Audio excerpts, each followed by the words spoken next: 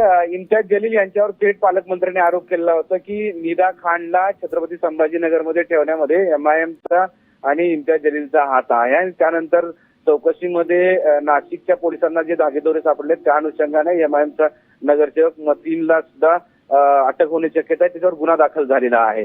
या सगळ्या अनुषंगानं गेल्या 5-6 दिवसामध्ये निदा खान इथं छत्रपती संभाजीनगरमध्ये होती, तर त्याच अनुषंगानं चौकशी केली जाण्याची शक्यता आहे। त्यामुळे छत्रपती संभाजीनगर शहरातील क्राईम ब्रँचचे पोलीस अधिकारी दाखल झालेले आहेत, त्यांच्यासोबत ते सगळे कर्मचारी आता चौकशी करतील अशी शक्यता आहे। सगळ्यात महत्वाचं म्हणजे जेव्हा हे प्रकरण नाशिकमध्ये घडलं त्यानंतर निदा खानची पाठराखण इम्तियाज जलील यांनी केली होती। इम्तियाज जलील यांनी पाठराखण केल्यानंतर त्यांच्यावर संशयाची सुई होती की या सगळ्या प्रक्रियेमध्ये एमआयएम आणि इम्तियाज जलील यांचा हात आहे असा थेट आरोप ज्यावेळेस केला त्यावेळेस पोलीस सुद्धा त्या अनुषंगाने तपास करीत होते। कालच्या अटकेनंतर जे आरोप झालेले आहेत त्या आरोपाच्या अनुषंगाने चौकशी होण्याची शक्यता दिसते आहे आणि त्यामुळेच पोलीस दाखल झालेले आहेत।